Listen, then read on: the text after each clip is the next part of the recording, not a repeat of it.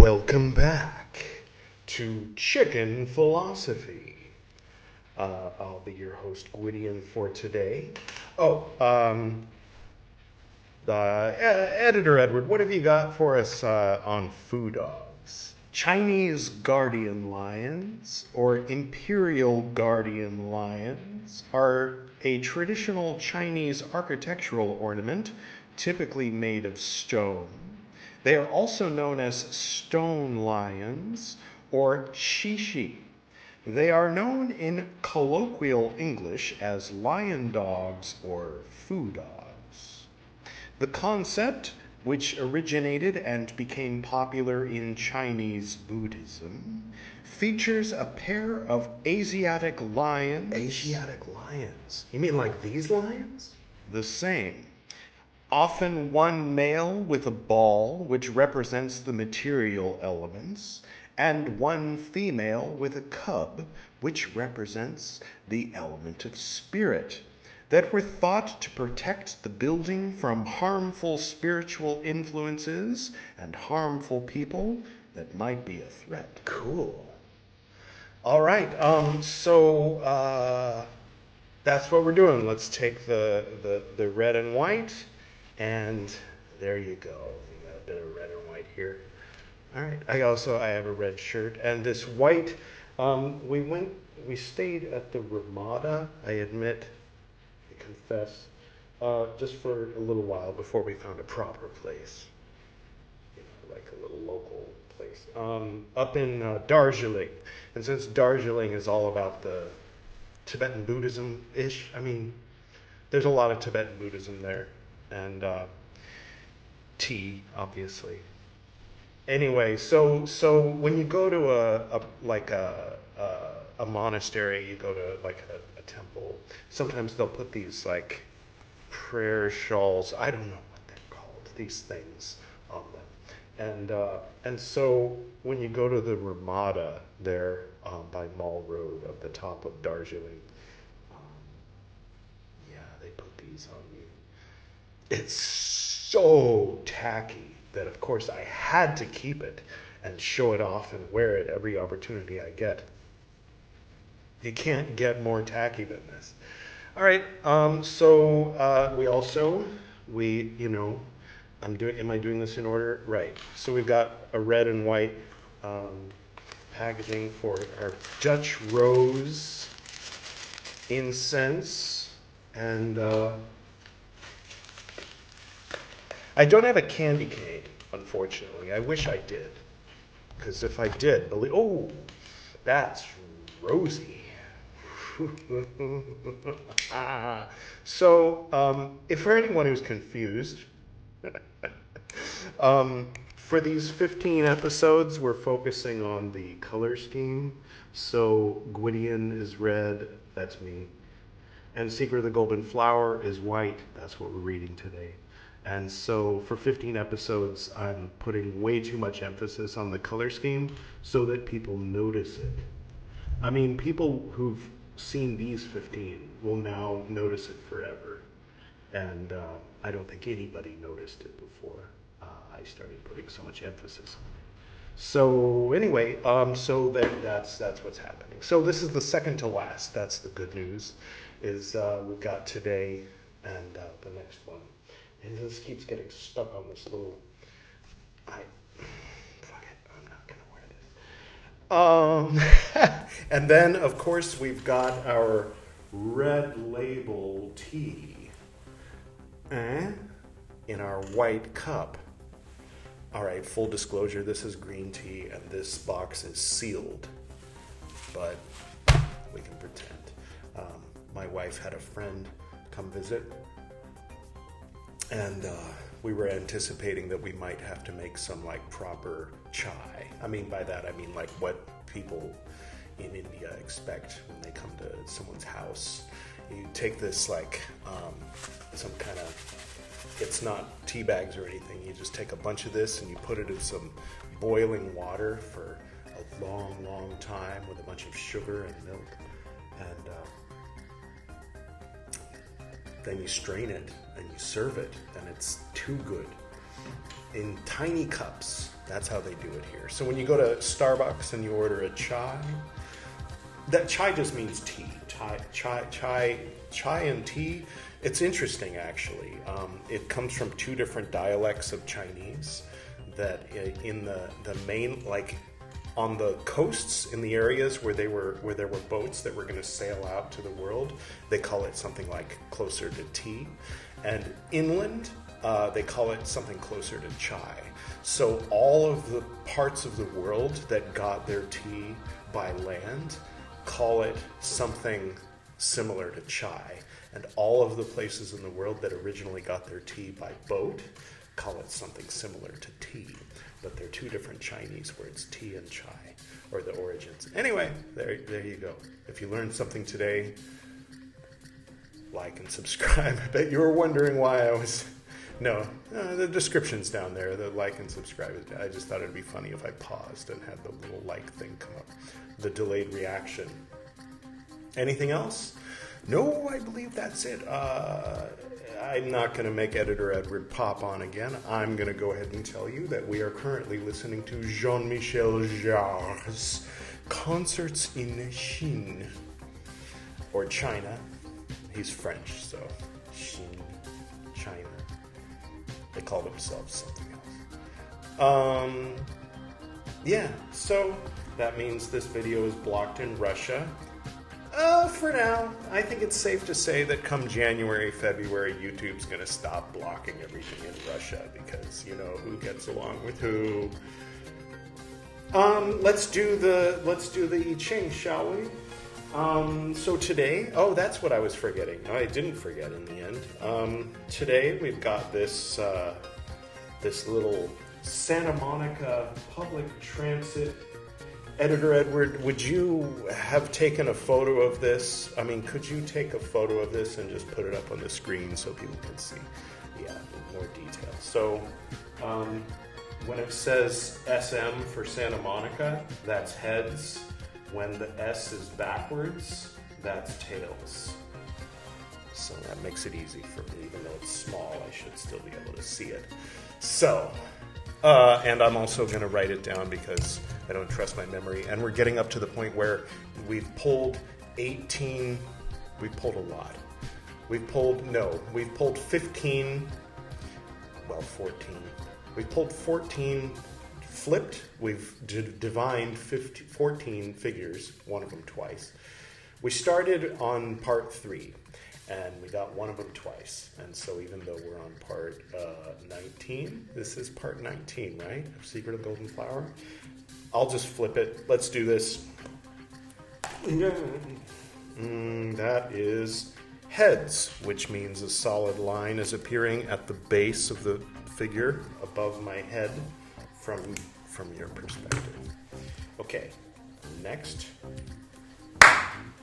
Tails. Tails again. Heads, tails, tails. All right. And that's heads. Tails. Heads, tails. And finally, that's heads. All right. Editor Edward, turn up the music for a moment, would you?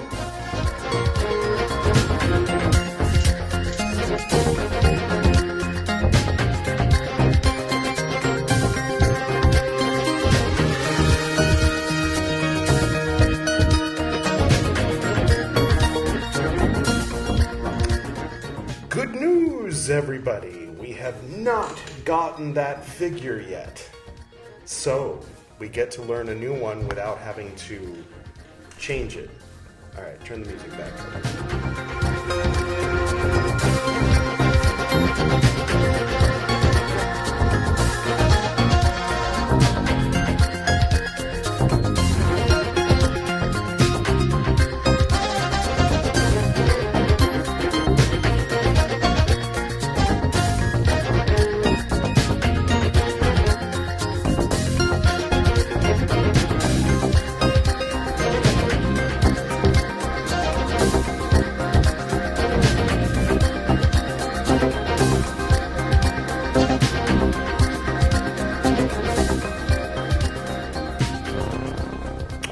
So the bottom three are thunder, the top three are fire. Put them together in this particular way, and you have shi-ho, biting through. There is an obstacle to the expression of truth. Withdrawal into quietness allows the sage to moderate. All right. There you have it. That's our figure for today. Now we can get to the reading. How's everybody doing today? Good? Everybody good? Hope everybody's good. All right, so we're in the second part of what turns out to be a very short little thing in the introduction. Someone mentioned that there was this Hui Ming Ching that was being added to the book, and I didn't realize it was just going to be like 3 pages at the end. So that's what we're doing so far, and then we'll await further instructions. 2. The 6 periods of circulation in conformity with the law. If one discerns the beginning of the Buddha's path, there will be the blessed city of the West.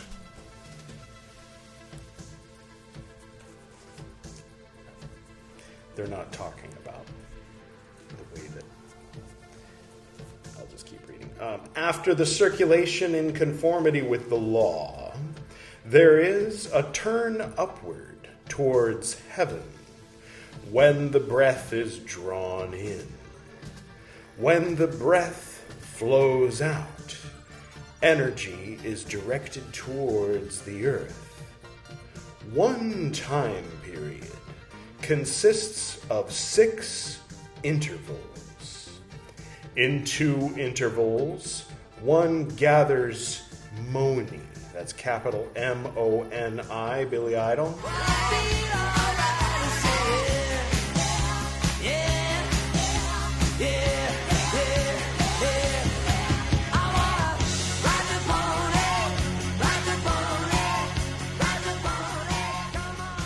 Thank you, Billy Idol. I also want to ride your pony, whatever that means. I don't know what they're talking about. All right, anyway, but in parentheses it says Shakyamuni, in parentheses. So Moni means Shakyamuni. Shakyamuni means Buddha. By Buddha, I mean the real one. In other words, if you're talking to a Theravadan Buddhist, or if you're talking to a Buddhist before the 1st century Common Era, and you say the Buddha, they will think of the one and only Buddha. In other words, the guy named Siddhartha Gautama, who became known as the Buddha. That's Shakyamuni, and apparently that's Moni. All right. Puts a whole new spin on that Billy Idol song, right? I know it's a cover. Let me have my 80s nostalgia. Anyway, the great Tao comes forth from the center. Do not seek the primordial seed outside.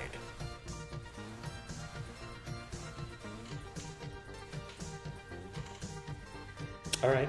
Now there's a diagram. I'm going to put it up on the screen. All right. Now let's put it here. Can you see it? Is it visible? All right. Hopefully, Editor Edward will have worked something out. It says heaven at the top, earth at the bottom, washing on the right, bathing on the left. First quay, second quay, third quay, fourth quay, fifth quay, sixth quay. You get the idea. It goes around to, it starts over at earth. Inhaling goes from earth up to heaven, and exhaling, I guess. Yeah, exhaling goes from heaven to earth. Washing and bathing. Front and back. Oh, inhaling up the back. Exhaling down the front. Bathing and washing. I like it. Okay, so I'll translate for you. Let all the air out of your lungs. And slowly inhale, feeling the energy move up the back of your spine. And as your breath is full, the energy touches the crown, and exhale, and it comes down past the third eye, down the front, all the way down, and as you reach the emptiness of the lungs, it's all down at the root. And now inhale, up the back, and exhale.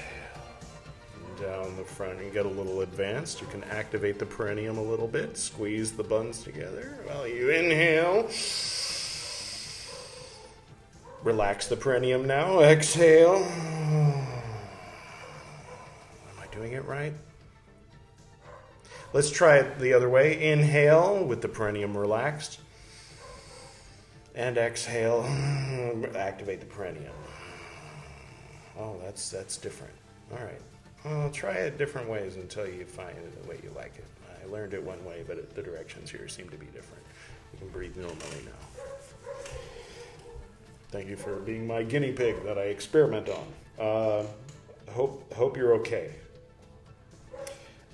Just remember, don't look too forcefully at your third eye, but you can kind of glance upward. Yeah. On the exhale, activate the perineum.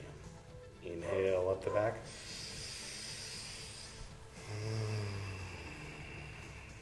You can try this as well. Inhale. Exhale.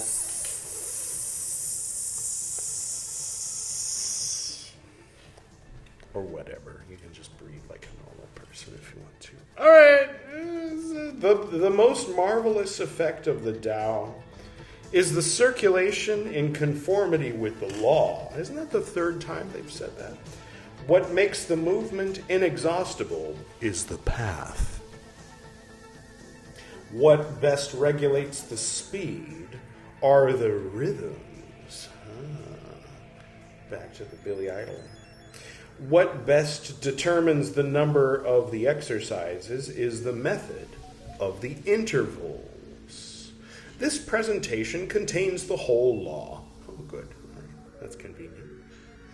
And the true features of the Buddha from the West are contained in it. The secrets... Now, the Buddha from the West would, in a certain context, be, in a Vajrayana context, would be Amitabha, and his skin is red. We love the doggy, don't we? All right. The secrets contained in it show how one gets control of the process by exhaling and inhaling. How the alternation between decrease and increase expresses itself in closing and opening. How one needs true thoughts in order not to deviate from the way. How the firm delimitation of the regions makes it possible to begin and to stop at the right time.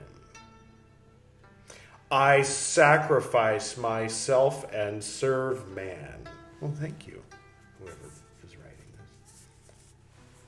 this. Because I have presented fully this picture which reveals the heavenly scene completely, so that every layman and man of the world can reach it and so bring it to completion. Are you using the gender-neutral man, or are you being a typical 16th century sexist? 16th century sexist. Jesus. The Doors, anybody? That was a very obscure reference. 20th century Fox, which doesn't even exist anymore. I'm a Disney. Never mind. Too many things. Nothing. Yet too many things. Anyway, where were we?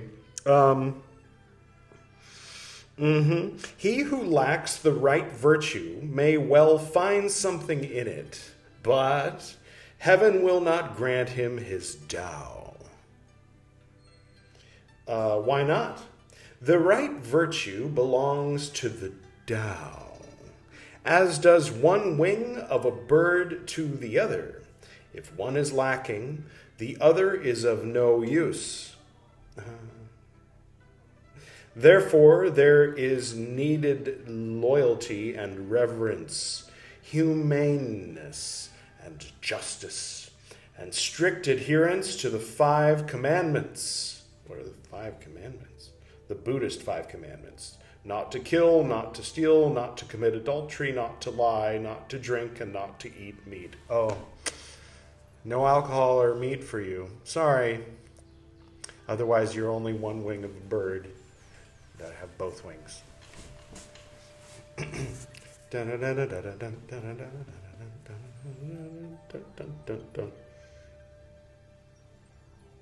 Where were we? Yeah. Okay. Then only does one have the prospect of attaining something. But all the subtleties and secrets are offered in this book of consciousness and life to be pondered and weighed, so that one can attain everything in its truth. The drawing, let's bring it back, is intended to show the circulation of the streams of energy during the movement of breathing. Inhalation is accompanied by the sinking of the abdomen and exhalation by the lifting of it. But in these exercises, the point is that we have a backward flowing movement as follows. When inhaling, one opens the lower energy gate. Right. Okay. Yeah. So no mula bandha with the inhaling, and allows the energy to rise upward along the rear line of energy in the spinal cord. And this upward flow corresponds to the time intervals indicated in the drawing. In exhaling, the upper gate is closed. I'm pretty sure that means do mula bandha, but anyway. And the stream of energy is allowed to flow downward along the front line, likewise in the order of the time intervals indicated. At least that's how it was interpreted by my teachers, my dad, basically, and probably Kess, who I imagine explained it back before I was born, or something. Furthermore, it is to be noted that the stations for washing and bathing do not lie exactly in the middle of the lines, but that washing is somewhat above and bathing somewhat below the middle, as the drawing shows. Okay, all right, well, that's something. That we finished section 2. Of the Hui Ming chain. Here goes. Section 3. The 2 energy paths of function and control. There appears the way of the in-breathing and out-breathing of the primordial paths. Do not forget the white path below the circulation in conformity with the law. Always let the cave of eternal life be nourished through fire. Test the immortal place of the gleaming pearl. Back to Billy Idol. Sorry. In the text, there is another picture here, which is very similar to the first. It shows again the paths of energy. The one in front leads down and is called the function path, or Gen. And the one in back leading upward is the control path, or Tu. Gen.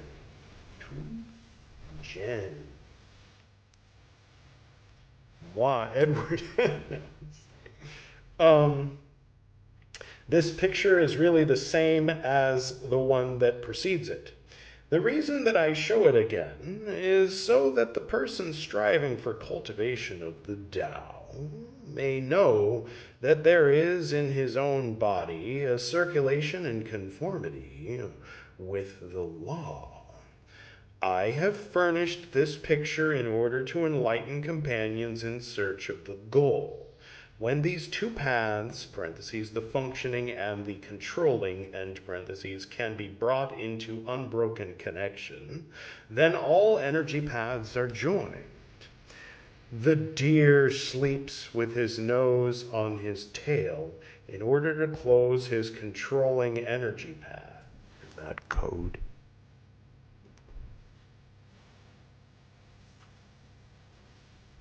One second. What is the incense doing? Is it the deer sleeping with its nose on its tail? I don't know. It's just incense. Boop.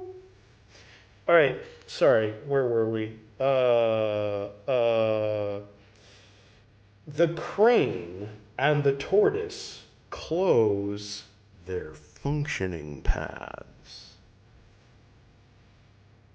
Hence, these three animals become at least 1,000 years old.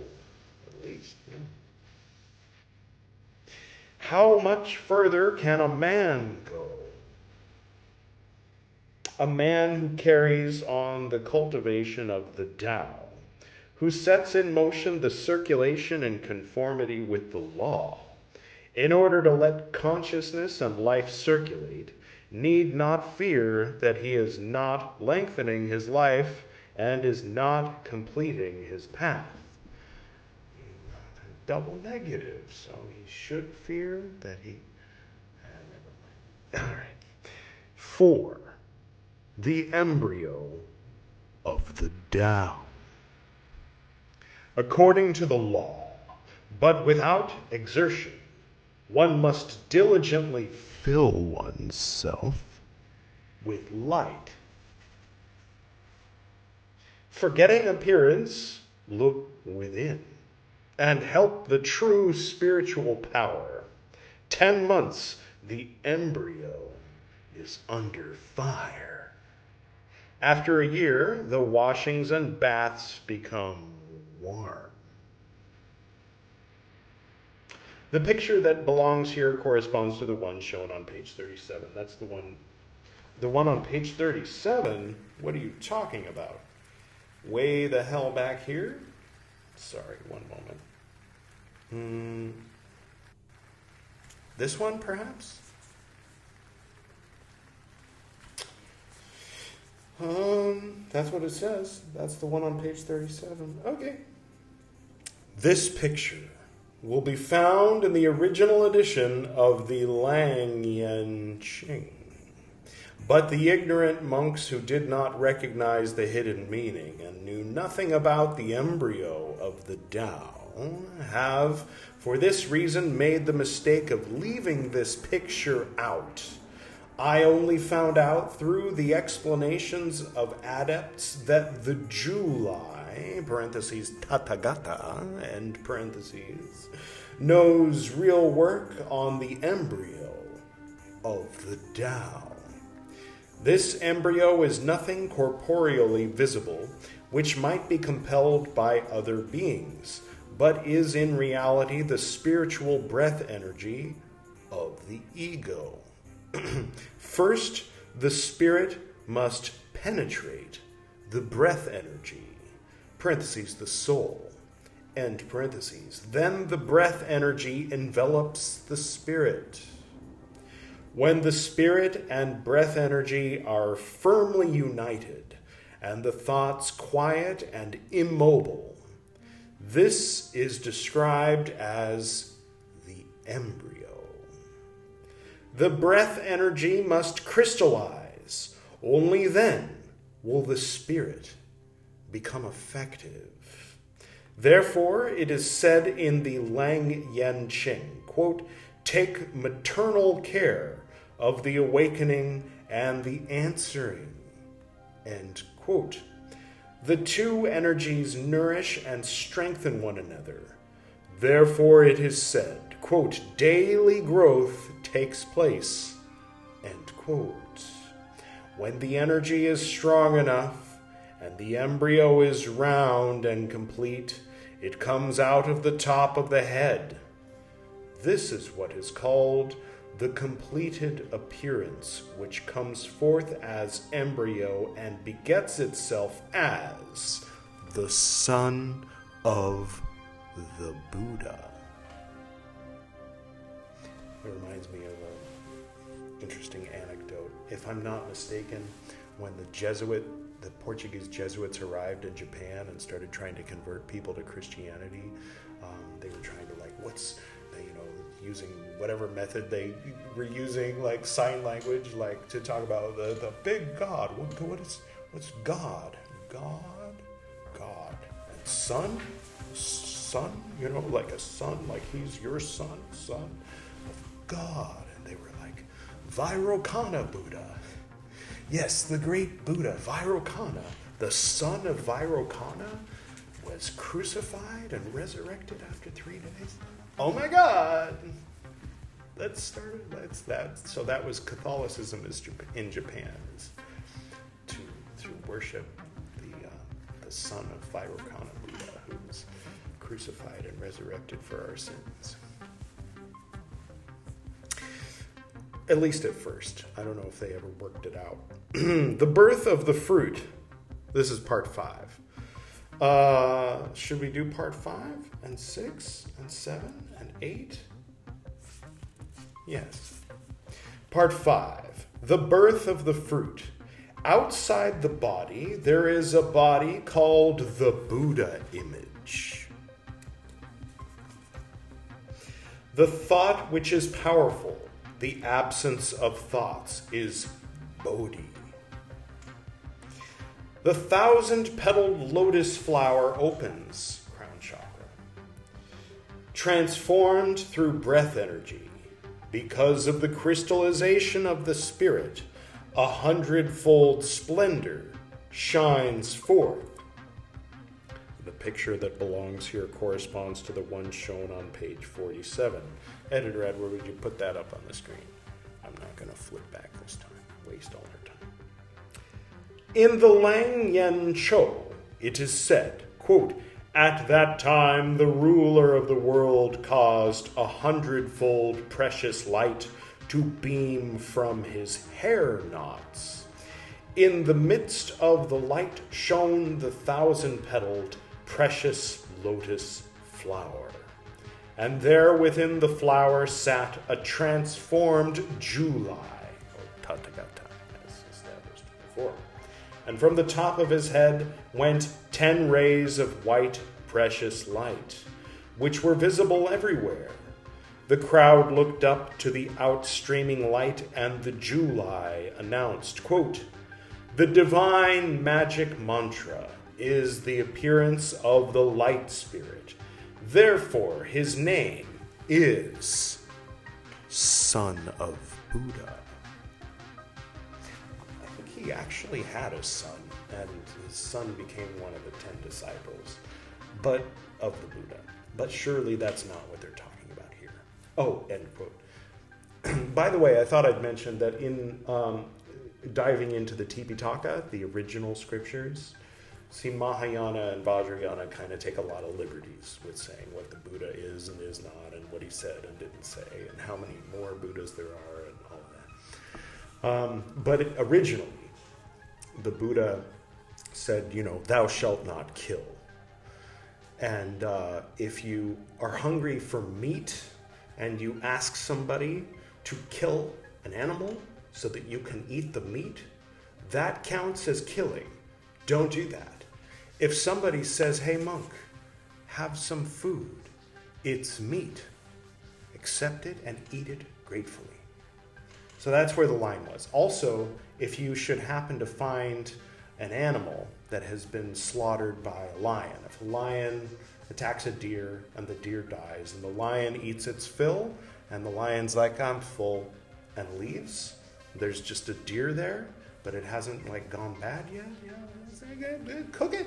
Just share it with the monks. Give it to everybody. The whole monastery can have deer meat that night. So that's the I just wanted to put that out there because there's a lot of vegans and vegetarians these days that will want to put forth the idea that Lord Buddha is a vegetarian. And that's close to the truth. If by truth you mean Siddhartha Gautama, the actual Buddha, and what he actually said. If you care about that sort of thing, not everybody does. And I don't know. I'm up in the air about whether or not it's even important to care about such things. It's like, does it matter? Like this book, The Man Jesus, where someone does a whole bunch of research on like, who the heck was this guy Joshua ben Joseph? Or who were the 3 or 4 people named Joshua that the stories got hashed together and exaggerated to the original? Like, does it matter? Does it matter? How much does it matter? Like who it actually was and what they actually said versus the myth. You know what I mean? I think it's up to each individual. I think a lot of people want the myth to matter, but they want it to be the reality. And that's kind of, they end up feeling bad when they find out that it's not, or whatever. Anyway, where was I? Doodly-doo, I don't know. You know what? I think we're going to end there today. We're just going to, I know there's not much left of this this section, but I tend to read it. Well, no, there's really not much left. I'm going to make this a little bit of a longer one. Sorry to be going back and forth, jerking your chain. I'll just keep reading.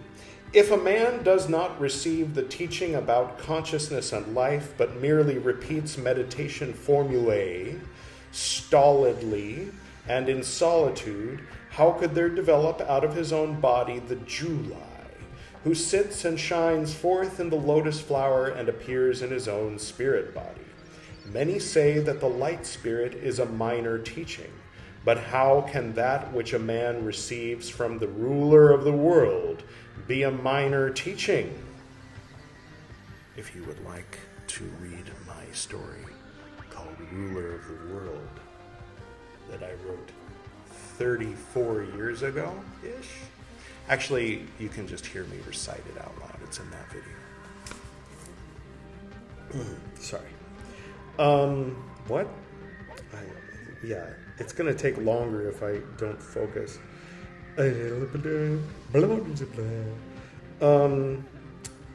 Herewith I have betrayed the deepest secret of the Lang Yen in order to teach disciples.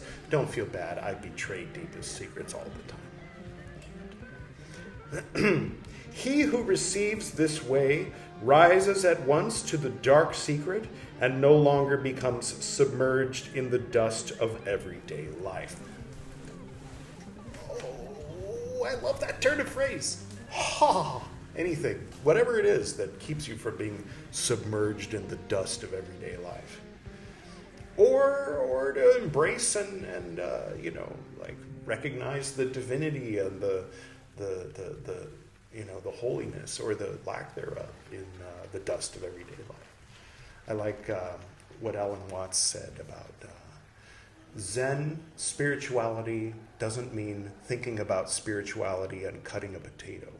It just means cutting the potato or peeling the potato, whatever, it doesn't matter. Like, never mind. May the dust of everyday life something wise. I don't know. There was something recently. Oh yeah. Carl Jung's the banal is the nature of the soul is banality. It is a point of tranquility. Oh, so good. But I also love the getting out of the dust of everyday life too. Both are good. Yin and yang, right? Inhale and exhale. Red and blue. I mean, red and white. Male and female, whatever. If you're into that. 6, concerning the retention of the transformed body. Every separate thought takes shape and becomes visible in color and form. The total spiritual power unfolds its traces and transforms itself into emptiness. Going out into being and going into non-being, one completes the miraculous Tao. Love it. All separate shapes appear as bodies, united with a true source. The picture that belongs here corresponds to the one shown on page 57. All right. 7. The face turned to the wall. Shapes formed by the spirit fire are only empty colors and forms.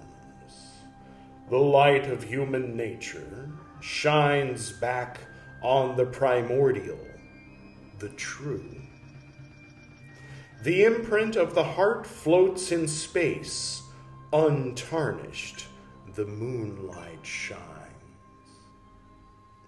The boat of life has reached the shore. Bright shines the sunlight. The picture that belongs here corresponds to the one shown on page 27. 8. Empty infinity. Dig it. Without beginning, without end, without past, without future. A halo of light surrounds the world of the law. We forget one another, quiet and pure, altogether powerful and empty. The emptiness is irradiated by the light of the heart and of heaven. The water of the sea is smooth and mirrors the moon in its surface. The clouds disappear in blue space. The mountains shine clear. Consciousness reverts to contemplation. The moon disk rests alone. The picture that belongs here is the one below. It's a circle.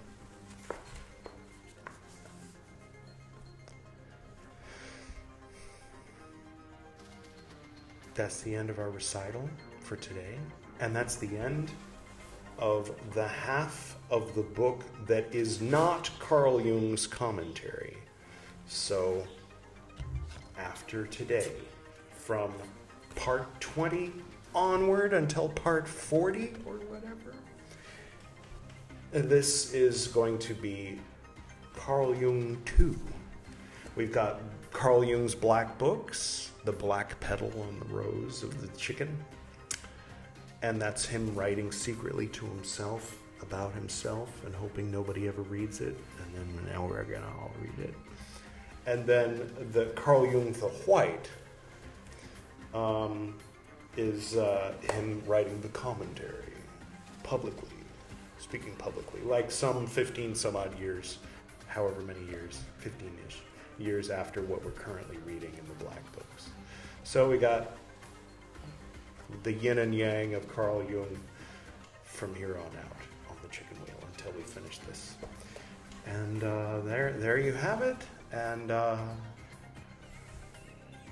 today was fun, I think. And special thank you to Harry and Sally. The Foo Dogs? That's not their names. For your presence here today. And also, why did I say also? As if there was something I had to say. Next time is going to be part 15 of the color emphasized episodes of Chicken Philosophy. It's going to be yellow and green. It's going to be Frater BT reading Meccan Revelations. Until then.